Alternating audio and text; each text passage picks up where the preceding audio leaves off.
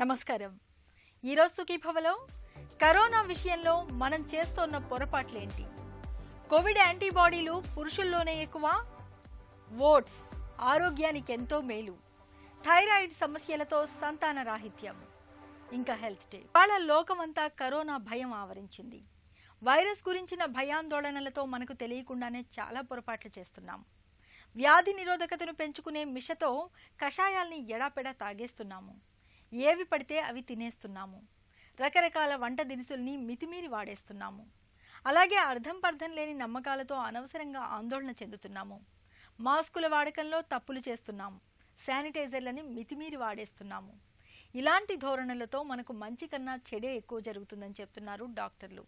Corona విషయంలో మనం చేస్తోన్న పొరపాట్లేమిటో ఇప్పుడు తెలుసుకుందాం.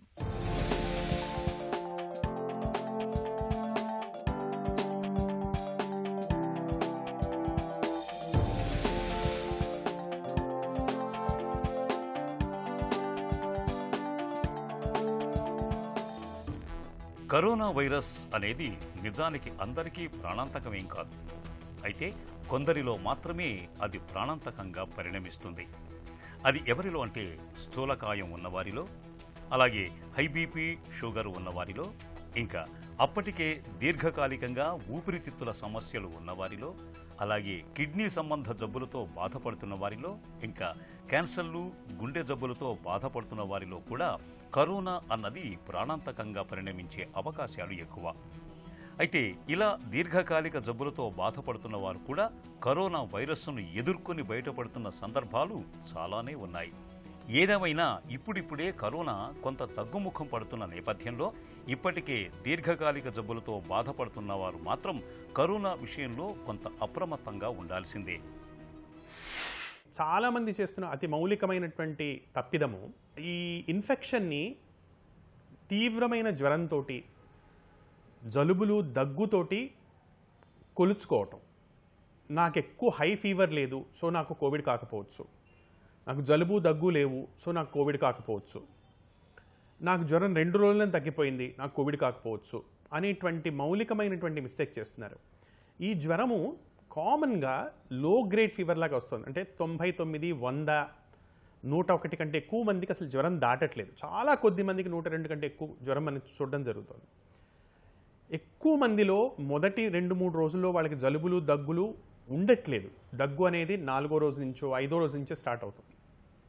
ఎక్కువ శాతం మందికి కొంచెం నలత, జ్వరము, చలి, కొంచెం పాటు చలి, ఒళ్ళు నొప్పులు, తలనొప్పి, నడుం నొప్పి ఇలా స్టార్ట్ అయ్యి నీరసము, నిస్సత్తువ, లేవలేకపోవటం, చిన్న చిన్న పనులు చేసుకోలేకపోవటం, వీటితోటి ప్రోగ్రెస్ అయ్యి తర్వాత దగ్గు కానీ ఆయాసం కానీ తర్వాత స్టార్ట్ అవుతుంది. ఇది అందరికీ తెలియాల్సినటువంటి విషయం. సో జ్వరము, జలుబు, దగ్గు లేవు కాబట్టి నాకు కోవిడ్ లేదు అని అనుకోవటం కరెక్ట్ కాదు. ఇది మనం చేస్తున్నటువంటి వెరీ ఫండమెంటల్ మిస్టేక్. మన ఇంట్లో ఒక ఫ్యామిలీ మెంబర్కి జ్వరం రాగానే, అది ఏ జ్వరమైనా సరే, మనం వాళ్ళని చూసుకుంటూ మనని మనం చూసుకోవటం, ఒక మాస్క్ ధరించటం, బేసిక్ ఐసోలేషన్ ప్రొసీజర్స్ పాటించటం, కామన్ ఏరియాస్ వాడకపోవటం, వాళ్ళకంటూ సెపరేట్ గది కేటాయించటం, వాళ్ళు వాడిన వాటిని మనం వాడకపోవటం, ముఖ్యంగా టెలిఫోన్లు, మొబైల్ ఫోన్లు, ఇటువంటి జాగ్రత్తలు మనం ఇప్పటికీ తీసుకోవట్లేదు అనేది దీనివల్ల కూడా మన కేసు లోడ్ చాలా పెరుగుతుంది. కరోనా బారిన పడ్డవారు ఏం తినాలి, కరోనా రాకుండా ఏం తినాలి, ఏ పానీయాలు తీసుకోవాలి అన్నది $1 మిలియన్ ప్రశ్నగా అందరినీ పట్టి పీడించేదే. అయితే కొందరు సుగంధ ద్రవ్యాలతో కాచి వడపోసిన కషాయాలు తాగటం మంచిదంటారు. కొందరు ప్రోటీన్ కలిగిన నాన్ వెజ్ ఆహారం తీసుకోవాలంటారు. కొందరేమో శాకాహారమే తినాలంటారు. కొందరేమో డ్రై ఫ్రూట్లు ఎక్కువగా తీసుకోవాలంటారు. కొందరు ఆకుకూరలు తింటే మంచిదంటారు. నిజానికి కరోనా కోసమే ఉద్దేశించిన ప్రత్యేకమైన ఆహారం అంటూ ఏదీ ఉండదు. మన రోగ నిరోధక శక్తిని పెంచేలా పిండి పదార్థాలు, మాంసకృత్తులు, కొవ్వు, ఖనిజ లవణాలు తగిన మోతాదులో కలిగిన సమతులాహారం తీసుకోవటం అన్నది చాలా ప్రధానం. సమతులాహారమే రోగ నిరోధక శక్తిని పెంచుతుంది. అదే కరోనాతో పాటే ఏ ఇన్ఫెక్షన్ అయినా ఎదుర్కోవటంలో శరీరానికి సహకరిస్తుంది. 50 నుంచి 60 సంవత్సరాలు పైబడిన వాళ్ళు, స్థూలకాయం ఉన్నవాళ్ళు, బీపీ, షుగరు, గుండె జబ్బు, కిడ్నీ ప్రాబ్లమ్స్, ఊపిరితిత్తుల ప్రాబ్లమ్స్, స్టీరాయిడ్స్ కానీ ఇమ్యూనిటీ అదర్వైజ్ తగ్గినటువంటి జబ్బులు ఉన్నటువంటి వాళ్ళు, వీళ్ళు హై రిస్క్ పేషెంట్స్ ఉంటున్నారు. వీళ్ళలో జబ్బు తీవ్రత ఎక్కువగా ఉంటుంది. సో వీళ్ళల్లో మందులు అనేవి మనం ఎంత ముందర స్టార్ట్ చేస్తే అంత మంచి ఫలితాలు లభించేటువంటి అవకాశాలు ఎక్కువ ఉన్నాయి. ఈ వ్యాధిని ట్రీట్ చేయడానికి మనకి 2 or 3 స్ట్రాటజీస్ ఉంటున్నాయి. మొదటి వారంలో ఎప్పుడు కూడా ఎంఫసిస్ అనేది యాంటీవైరల్ డ్రగ్స్ మీద ఉండాలి. అంటే వైరస్ యొక్క సంఖ్యను తగ్గించడం మీద ఉండాలి. ఎందుకంటే మొదటి వారంలో వైరల్ రెప్లికేషన్ అనేది ఎక్కువ ఉంటుంది కనుక. సో మొదటి వారంలో మనం ఎంత ఎర్లీగా యాంటీవైరల్ స్టార్ట్ చేస్తున్నామో అనేది చాలా ఇంపార్టెంట్. రెండో వారం నుంచి ఇది మారి బాడీ యొక్క ఇన్ఫ్లమేషన్ ఎంత పెరుగుతోంది, ఇన్ఫ్లమేటరీ పారామీటర్స్, సో రక్త పరీక్షల్లో సిఆర్పి కానివ్వండి, డైమర్ కానివ్వండి, ఫెరిటిన్ కానివ్వండి, ఈఎస్ఆర్ కానివ్వండి, ఇంటర్లూకిన్ 6 కానివ్వండి, ఇటువంటి మార్కర్స్ ఎలా ఉంటున్నాయి, ఏం జరుగుతోంది అని చెక్ చేసుకోవడం చాలా ఇంపార్టెంట్. దీనికి సంబంధించినంత వరకు దానికి వాడాల్సినటువంటి మందులు అంటే హైపాక్సిమియాలో ఉన్న వాళ్ళకి ఆక్సిజన్, హై ఫ్లో ఆక్సిజనే కానివ్వండి, లేకపోతే ఇతరత్ర కానివ్వండి, వీళ్ళకి ప్లాస్మా ఎక్స్చేంజ్, అంటే స్టీరాయిడ్స్ కానివ్వండి, లేదా వేరే డ్రగ్స్, టాక్లూజిమాబ్ లాంటి డ్రగ్స్ కానివ్వండి, వీళ్ళకి ఇంపార్టెంట్ అవుతుంది. సో వ్యాధి యొక్క అవగాహన పెంచుకొని తొందరగా ట్రీట్మెంట్కి రిపోర్ట్ చేయడం వలన, తొందరగా ట్రీట్మెంట్ స్టార్ట్ చేసుకోవటం వలన మనం లేటెస్ట్ స్టేజెస్ని ప్రివెంట్ చేసుకోవచ్చు. కాబట్టి as early as possible treatment చేయడం అనేది మనం ముఖ్యంగా తెలుసుకోవాల్సిన విషయం. జ్వరం ఉండి ఆకలి లేనప్పుడు వాళ్ళకి అప్పుడు హై ఫ్యాట్ డైట్ ట్రై చేయకుండా, అంటే అప్పుడు నాన్ వెజ్ కానివ్వండి, అప్పుడు కోడిగుడ్డు కానివ్వండి, అప్పుడు డ్రై ఫ్రూట్స్ కానివ్వండి, ఇలాంటివి కాకుండా సింపుల్ తేలిగ్గా అరిగే ఆహారం ఇవ్వటము, వాళ్ళ ఆకలిని బట్టి వాళ్ళ అరుగుదలను బట్టి ఆహారం ఇవ్వటం అనేది కూడా చాలా ఇంపార్టెంట్. వర్షాలు బాగా పడుతున్నప్పుడు ఆహారం వేడివేడిగా తీసుకోవటం, నీళ్లు కూడా కాచి చల్లార్చిన నీళ్లు కానీ, లేదా ఏదైనా సింపుల్ స్పైసెస్ తోటి, అల్లం కానివ్వండి, మిరియాలు కానివ్వండి, ధనియాలు కానివ్వండి, వీటితో కాచిన నీళ్లు తీసుకోవటం కూడా సింపుల్ ప్రివెంటివ్ మెజర్గా హెల్ప్ఫుల్గా ఉంటుంది. అందుకు ఇప్పుడు మనమున్నటువంటి తరుణంలో మనం ఈ విషయాల్ని అర్థం చేసుకొని ఈ వైరస్ యొక్క వ్యాప్తి ఎలా జరుగుతోంది, ఎంత ఫాస్ట్గా వ్యాప్తి జరుగుతోంది అన్న విషయం అర్థం చేసుకొని జాగ్రత్తని పాటించాలి తప్పించి భయం అతిగా పెంచుకోవటం వలన, అతిగా భయపడటం వలన మనకి మనమే హామ్ చేసుకుంటున్నాం. ఎంతో కొంత కరోనా తగ్గుముఖం పడుతున్నప్పటికీ మనం మాత్రం మన జాగ్రత్తలో ఉంటూ సరైన పౌష్టికాహారం తీసుకుంటూ సరైన వ్యాయామం, నిద్ర, ఒత్తిళ్లు లేని జీవనశైలిని అలవర్చుకోవటం ద్వారా కోవిడ్ బారిన పడకుండా జాగ్రత్త పడవచ్చు.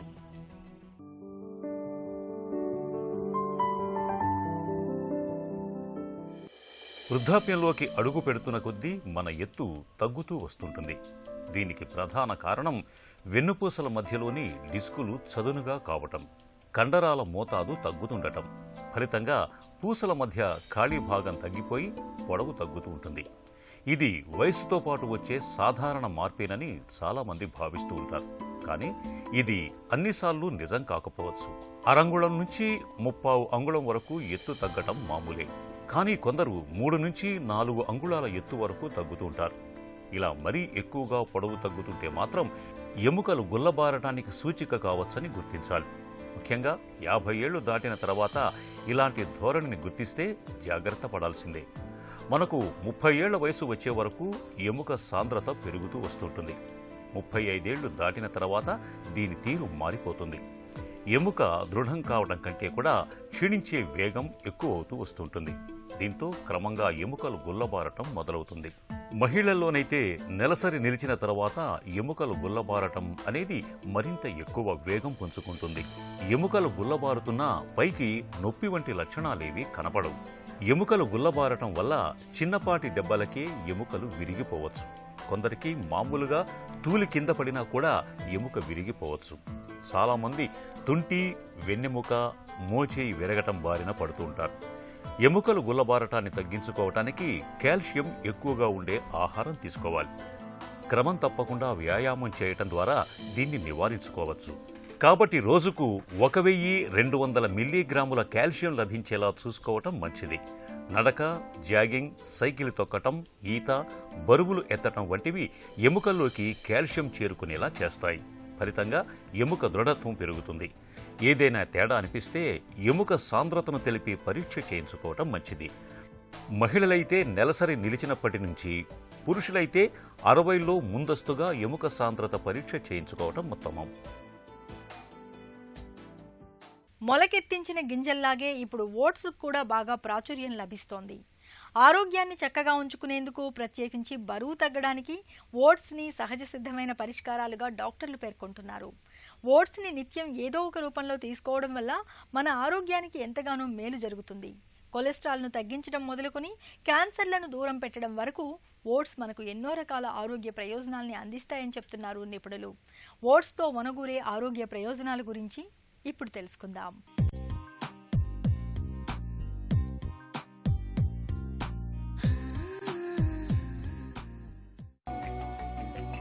ఓట్స్, వీటిని మనం వాడుకలో ఎవలు అని కూడా పిలుస్తాం. మొలకెత్తిన గింజల్లాగే ఓట్స్ను కూడా ఇప్పుడు అమృతాహారంగా పిలుస్తున్నారు డాక్టర్లు. పీచు పదార్థంతో పాటు మరెన్నో పోషకాలను కలిగిన ఓట్స్ను నిత్యం ఏదో ఒక రూపంలో తీసుకోవడం ద్వారా మన ఆరోగ్యాన్ని దివ్యంగా ఉంచుకోవచ్చు. ఓట్స్లో గ్లూకాన్ అనే ఫైబర్ ఎక్కువగా ఉంటుంది.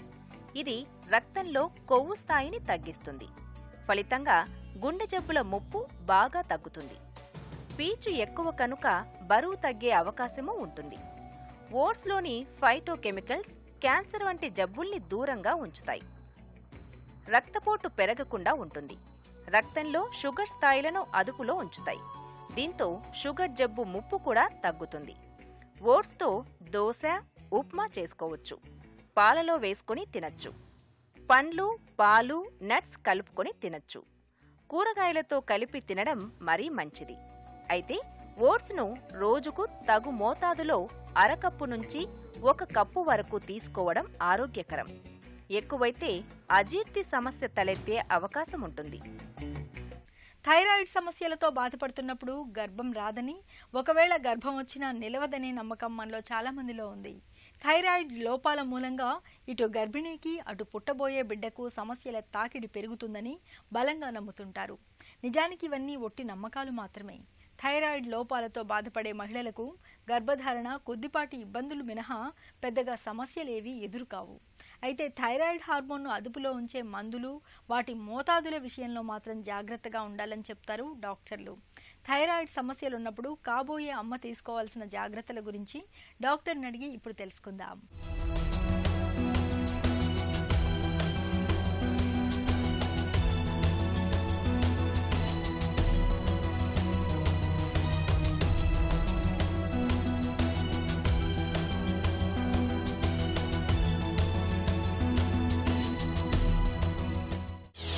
థైరాయిడ్ సమస్యలు ఉంటే గర్భధారణ కష్టమా? థైరాయిడ్ అన్నది బేసిక్గా మన బాడీ మెటబాలిజంని కంట్రోల్ చేస్తుంది అనమాట. It's a basic endocrine gland for all the other glands to function. కాబట్టి థైరాయిడ్ హార్మోన్ కనుక హెచ్చు తగ్గులు కనుక ఏమన్నా ఉంటే ఇట్ విల్ డిస్టర్బ్ ప్రొలాక్టిన్ హార్మోన్ని కూడా డిస్టర్బ్ చేస్తుంది. అంతేకాకుండా ఈస్ట్రోజన్, ప్రొజెస్ట్రాన్ని కూడా డిస్టర్బ్ చేస్తుంది. సో తద్వారా ఏమవుతుందంటే మనకు అండం అన్నది విడుదల అవ్వదు అనమాట. అండం కనుక విడుదల అవ్వకపోతే మనకి ఫర్టిలిటీ రేట్ అంటే సంతాన సాఫల్య రేట్ అన్నది మనకి తగ్గిపోతుంది. సో డెఫినెట్గా థైరాయిడ్ కనుక అబ్నార్మల్ ఉంటే మనకి పిల్లలు పుట్టడం అన్నది డెఫినెట్గా కష్టమే అండి. హైపర్ థైరాయిడ్ లోపాల్లో ఏది గర్భిణీలకు ప్రమాదం? మనం చాలా కామన్గా చూసేది హైపోథైరాయిడిజం. కానీ అది హైపర్ థైరాయిడిజం కన్నా కంపేర్ చేసుకుంటే అంత డేంజరస్ కాదు. హైపర్ థైరాయిడిజం మనకి ఎందుకు ఎక్కువ డేంజరస్ అంటే దాని ఫస్ట్ ప్రైమరీ ఎఫెక్ట్స్ వచ్చి మనకి కార్డియోవాస్కులర్ సిస్టమ్ మీద దాని ఎఫెక్ట్స్ ఉంటాయన్నమాట. అంటే గుండె మీద దాని ప్రభావం చాలా ఎక్కువగా ఉంటుంది. అంటే it is more prone for atrial fibrillations, arrhythmias. ఇవన్నీ ఏంటంటే అబ్నార్మల్ హార్ట్ బీట్ ప్యాటర్న్స్ అనమాట. దానివల్ల ఏమవుతుందంటే మన కార్డియాక్ అవుట్పుట్ అన్నది మనకి అంటే రక్తము ప్రతి ఒక్క హార్ట్ బీట్కి ఎంతైతే మనకి రక్తము విడుదలవుతుందో గుండె నుంచి అది అన్నది చాలా కాంప్రమైజ్ అవుతుంది అనమాట. సో ఇలా హైపర్ థైరాయిడిజం డ్యూరింగ్ ప్రెగ్నెన్సీ ఉన్న వాళ్ళకి హార్ట్ ఫెయిలియర్స్ అన్నవి చాలా కామన్. అంతేకాకుండా they are more prone for thyroid storm అనమాట.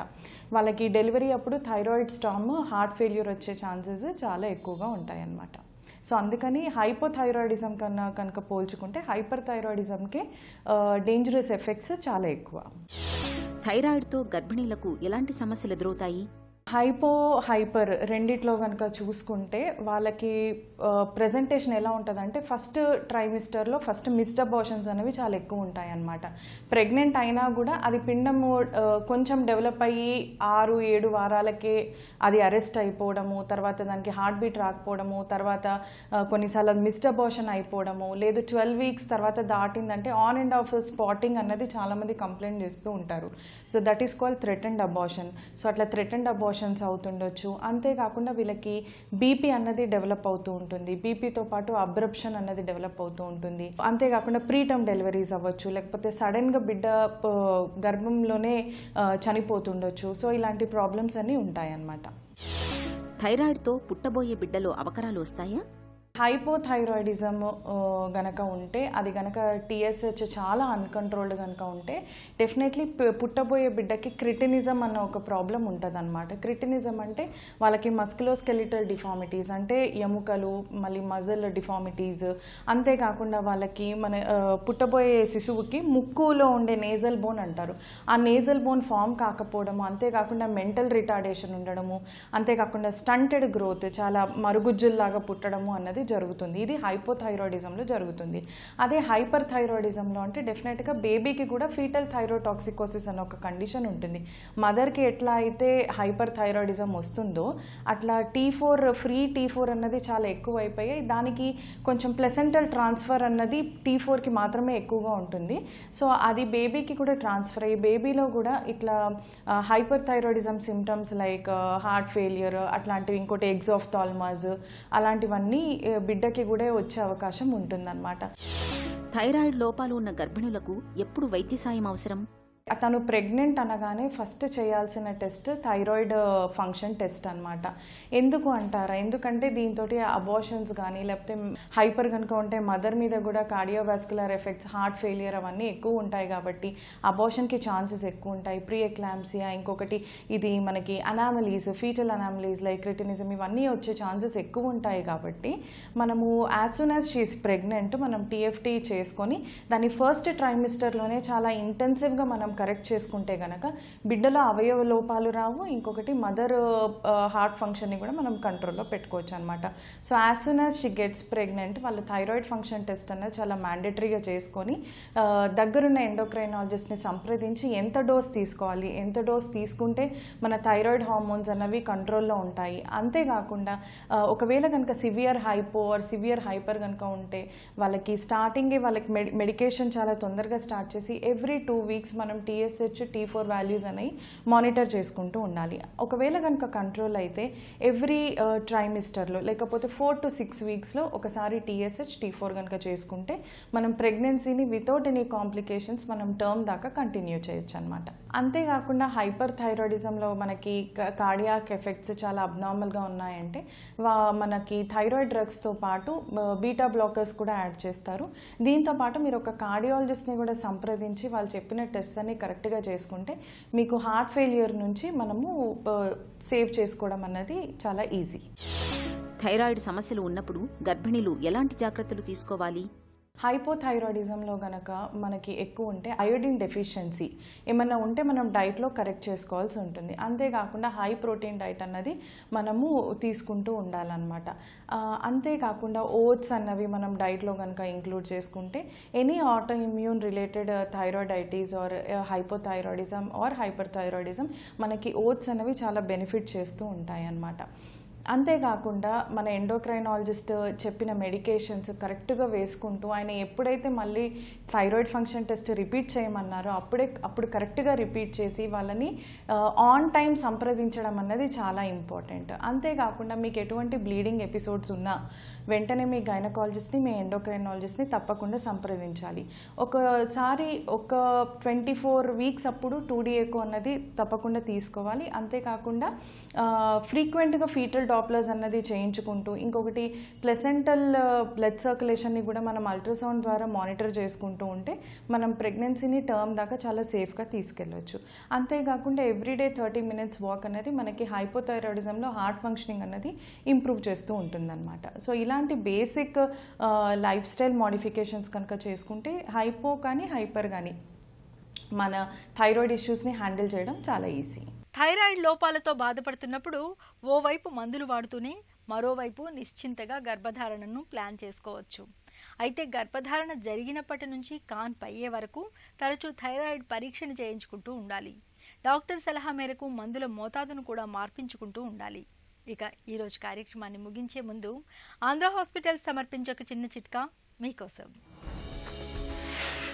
నీళ్ల విరేచనాలు ఎంతకీ తగ్గకుండా వేధిస్తున్నప్పుడు గుప్పెడు మెంతుల్ని పెరుగులో నానబెట్టి రోజుకు 2-3 సార్లు తీసుకోండి. విరేచనాలు ఇట్టే తగ్గుముఖం పడతాయి. సుఖీభవ కార్యక్రమానికి సంబంధించిన మీ విలువైన సూచనలు, సలహాల్ని వెంటనే మాకు రాయండి. మా చిరునామా Sukhibhava, ETV, Ramoji film city, Hyderabad 501512 లేదా sukhibhava@etv.co.in కు ఈమెయిల్ చేయండి.